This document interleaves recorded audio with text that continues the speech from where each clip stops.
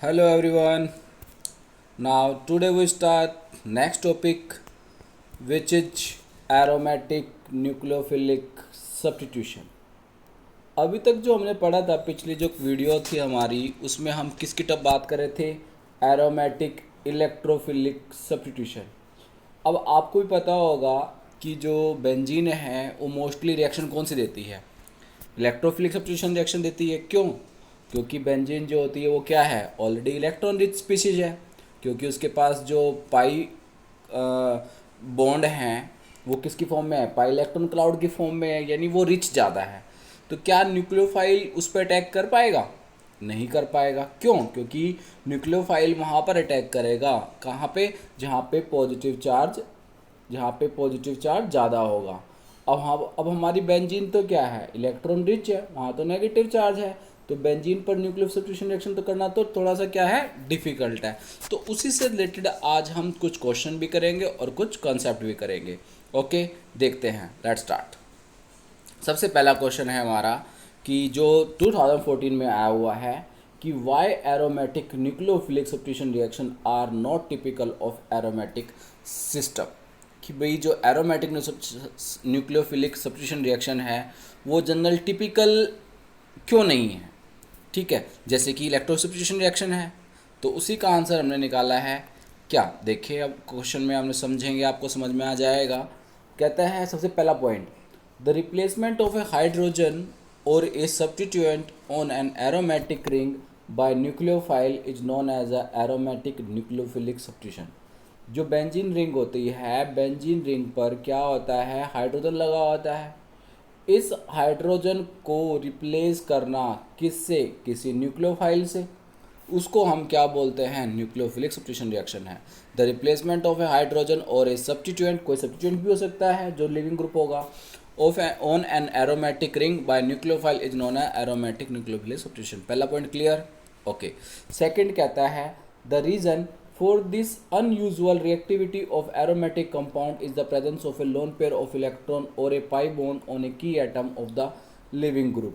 कह रहा है कि ये जो अनयूजुअल रिएक्टिविटी है किस वजह से है।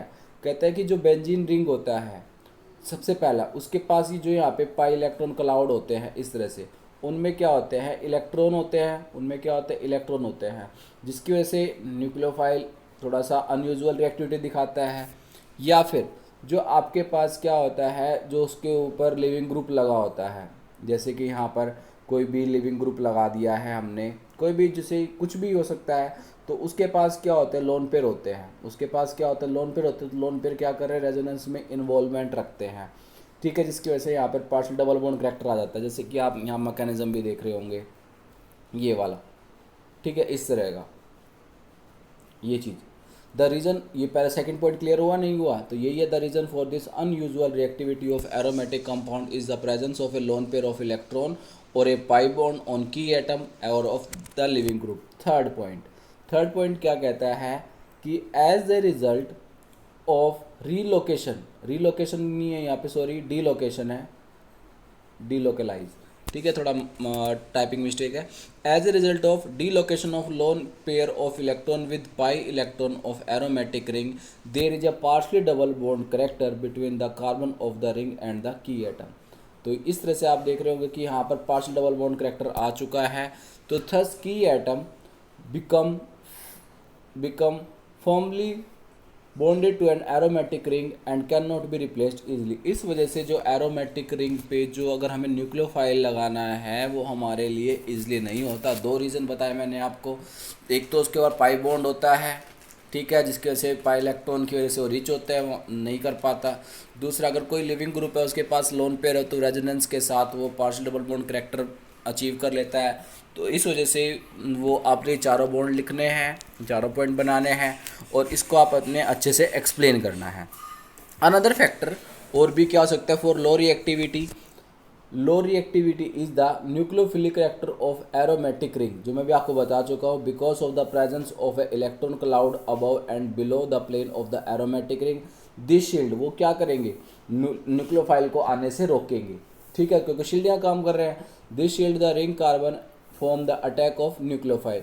Due to these two reasons, aromatic nucleophilic substitution reaction are not typical of aromatic system. इस वजह से ये पूरा आपने आंसर लिखना है और उस तरह से आपने रेजोनेंस वगैरह बना के दिखाने हैं।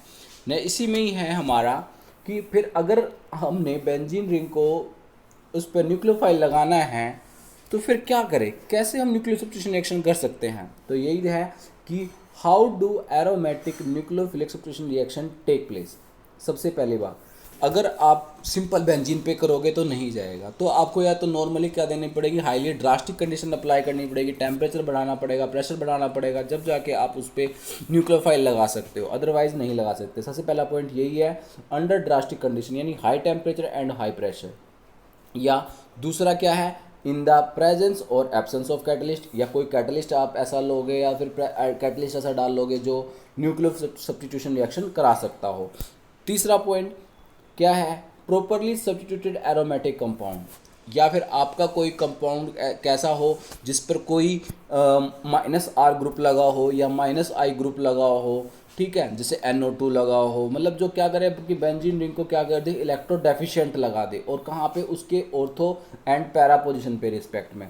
मान लो कोई आपने कुछ ग्रुप को, लिविंग ग्रुप को हटाना है, जैसे Cl लगा, सपोज करो, मान कर चलो यही हम बात करते हैं, यहाँ Cl है और इधर आप NO2 लगाते हो, तो हमने Cl को रिप्लेस कर सकते हैं कि किसकी हेल्प से, इस NO2 की हेल्प से। जितने ज़्यादा आप NO2 ग्रुप लगाओगे उतना मेरे लिए इस Cl को रिप्लेस करना किसी से इजी हो जाएगा, क्योंकि ये NO2 ग्रुप किसका काम करेंगे, इलेक्ट्रॉन विथड्रॉइंग का काम करेंगे, जो क्या करेंगे, इस तरह से रिएक्शन को कर सकते हैं। अब नेक्स्ट है मेरा एरोमेटिक न्यूक्लियस हैविंग। हाँ, या फिर आपका कोई जो एरोमेटिक न्यूक्लियस है उसके पास क्या हो, कोई हेटेरो एटम हो, जैसे कि ऑक्सीजन, नाइट्रोजन, सल्फर, जो undergo nucleo substitution reaction with less difficulty, ठीक है, मतलब इस तरह के जा सकते हैं।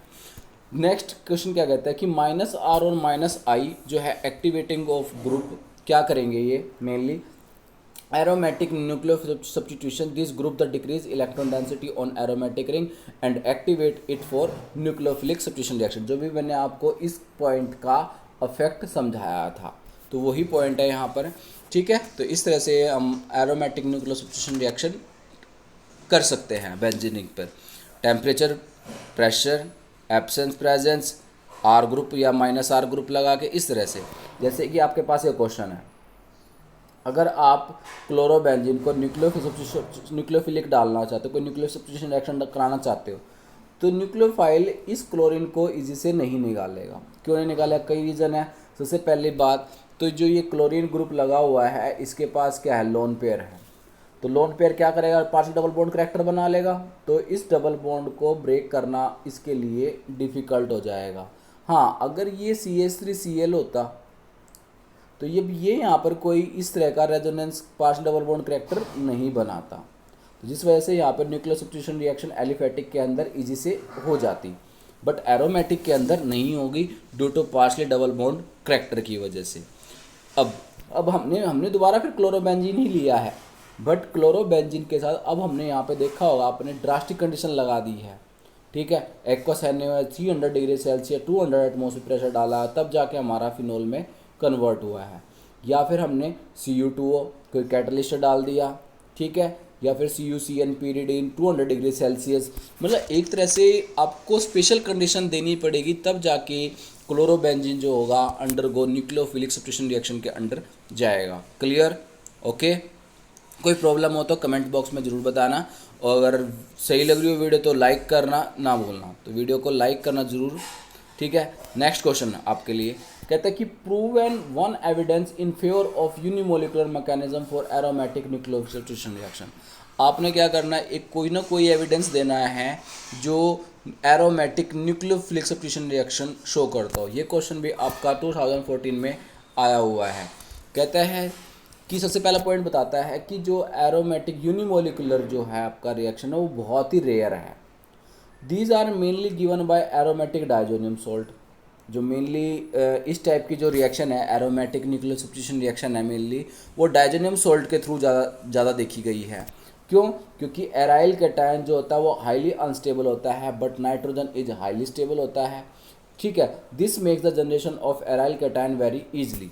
जैसे कि आप यहाँ देख रहे होंगे कि जैसे कि डाइजोनियम सोल्ट, आपको पता है ये डाइजोनियम सोल्ट कैसे बनाते हो आप। ये जैसे ये आपका बेंजीन है, यहाँ पे N ट्रिपल बॉन्ड NCl है, ये डाइजोनियम है। अभी इसने कहा कि जो ये N2 होता है ये बहुत ही स्टेबल होता है, तो ईजिली से ये N2 की फॉर्म में जो जल्दी निकलेगा, तो इसकी वजह से यहाँ बेंजीन पर क्या आएगा, पॉजिटिव चार्ज आएगा, तो आपका जो न्यूक्लियोफाइल है वो यहाँ पर ईजी से क्या कर जाएगा, अटैक कर जाएगा। तो यहाँ पे इसी तरह मैकेनिज्म दिखाया हुआ है, ये देखिए आप, ये डाइजोनियम है, डाइजोनियम के अंदर आपने न्यूक्लियोफाइल डाला हुआ है, तो न्यूक्लियोफाइल ने क्या किया, N2 को रिप्लेस करके न्यूक्लियोफाइल आ चुका है।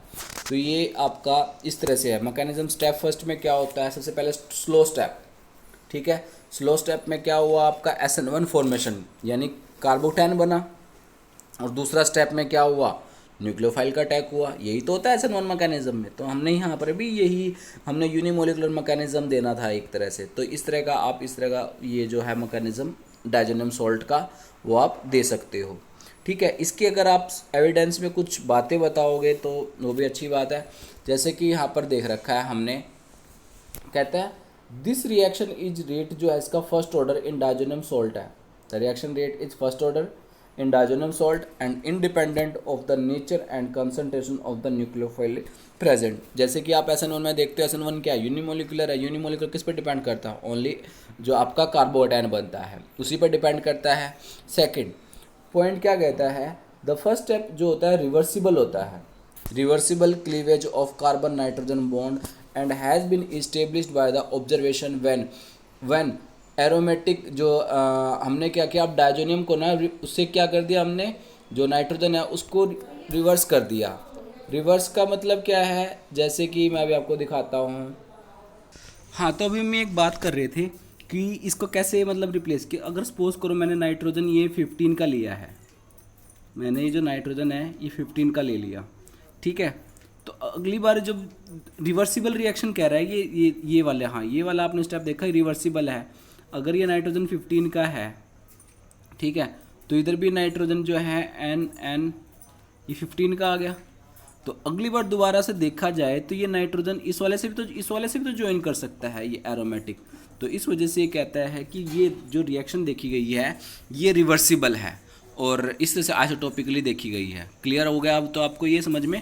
तो ये इन्होंने ऐसे ही किया हुआ है कि पहले जो ऑब्जर्वेशन किया कि व्हेन एरोमेटिक 15 नाइट्रोजन, यहाँ पर आपके ट्रिपल बॉन्ड है वही है, ठीक है, was reacting species recovered starting material also contain aromatic, ये इस तरह से। This could be possible only when the nitrogen detach from the ring and then reattach. पहले वो डी अटैच होगा दोबारा से, फिर री अटैच होगा, तो तभी वो पहले वो नाइट्रोजन 15 से था, दोबारा बाद में नाइट्रोजन 14 से जुड़ गया। The effect of the ring substitution on the rate are consistent with a unimolecular rate determining cleavage. तो है जैसे for example electron releasing meta substituent increase the rate and electron withdrawing substituent retard the rate of reaction. कहता है कि अगर हम affect देखें किसका, रिंग सब्स्टिट्यूशन का, जो भी आपके ऊपर लगे हुए हैं, ठीक है, विद ए यूनिमोलिकुलर, वो क्या करेगा, जो इलेक्ट्रॉन रिलीजिंग ग्रुप होगा वो कहाँ पे होना चाहिए, मेटा सब्स्टिट्यूएंट पे। तो मेटा सब्स्टिट्यूएंट पे होगा, ठीक है। जैसे कोई मान के चलो ये पॉजिटिव चार्ज, ये यहाँ पे कोई ग्रुप लगा हुआ था, यहाँ पे आपका इलेक्ट्रॉन रिलीजिंग ग्रुप लगा हुआ है। तो इलेक्ट्रॉन रिलीजिंग ग्रुप जो होगा वो, क्योंकि जो डोनेटिंग ग्रुप करता है क्या है, डोनेटिंग ग्रुप तो इलेक्ट्रॉन डोनेटिंग तो यहाँ पे नेगेटिव और नेगेटिव चार्ज लेके आएगा। अगर डोनेटिंग ग्रुप होगा तो वो तो अपने रिस्पेक्ट में ऑर्थो पे नेगेटिव चार्ज लेके आएगा। बट अगर हमारा तो जो बेंजीन है वो NO2 ग्रुप लेके, जो इलेक्ट्रॉन विड्रॉइंग ग्रुप होता है तो NO2 होता है ना। तो इस तरह से सिंपल सा पॉइंट है, ज़्यादा कोई प्रॉब्लम नहीं है, आप पढ़ोगे तो समझ में आ जाएगा कि इलेक्ट्रॉन रिलीजिंग ग्रुप क्या करेगा, increase the rate of reaction, और इलेक्ट्रॉन विड्रॉइंग ग्रुप करेगा retard the rate of reaction. आप इतनी बात ध्यान रख सकते हो, ठीक है, इसके एविडेंस में। तो आपको यही पॉइंट्स क्या करने हैं, याद करने हैं, पेपर के पॉइंट ऑफ व्यू से बहुत ही इंपॉर्टेंट है ये, ठीक है। जैसे कि आपको यहाँ पर कुछ डाइजोनियम सॉल्ट की रिएक्शन दिखाई है जो सब्स्टिट्यूशन में हेल्प करते हैं। अगर आप वाटर डालते हो तो वाटर क्या करेगा, इस पर अटैक करेगा, N2 को बाहर निकाल लेगा। कोई हेलाइड डाल लोगे तो वो इसको निकाल देगा। एजाइड डाल लोगे तो एजाइड लग जाएगा, और मिथेनॉल डाल लोगे तो OCH से लग जाएगा। ये सारे की सारी क्या है, आपकी न्यूक्लियोफिलिक सब्स्टिट्यूशन रिएक्शन है थ्रू किसके, डाइजोनियम सॉल्ट के, ठीक है। अभी बात करी थी हमने क्या कि presence of electron donating at ortho and para position increase the reactivity of substituent diazonium cation for ArSN1 and electron withdrawing group at this position decrease the reactivity.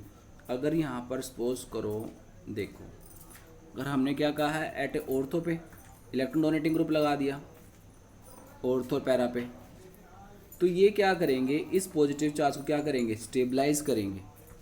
समझ में आया? इस पॉजिटिव चार्ज को क्या करेंगे, स्टेबलाइज करेंगे, क्योंकि ये तो चला जाएगा, एंटी तो चला जाएगा, और एरो इस पे बेंजीन पर क्या जाए, पॉजिटिव चार्ज। अगर ऑर्थो पर क्या कर लगे होंगे, इलेक्ट्रॉन डोनेटिंग ग्रुप लगा होगा, तो वो इस पॉजिटिव चार्ज को क्या करेंगे, स्टेबलाइज करेंगे। तो ये लिखा हुआ है पहला point, presence of electron donating group at ortho and para position increase the reactivity of substituted diazonium cation for ArSN1। और इलेक्ट्रॉन विदड्रॉइंग ग्रुप लगा होगा तो वो क्या करेगा, तो और पॉजिटिव चार्ज को खींचेगा और इसको क्या कर देगा, डिस्टेबलाइज कर देगा। ये पॉइंट बताओ आपको क्लियर हुआ या नहीं हुआ, दिस वन, ये वाले, ठीक है, क्लियर हो गया। नेक्स्ट, तो आपको जैसी वीडियो समझ में आई हो तो थैंक यू, और एक लाइक और सब्सक्राइब ज़रूर करें, ठीक है। और इसको देखने के लिए आप ताकि आपको नेक्स्ट वीडियो की जो नोटिफिकेशन है वो मिल जाए, और मिलते हैं आपको नेक्स्ट वीडियो के साथ। Thank you.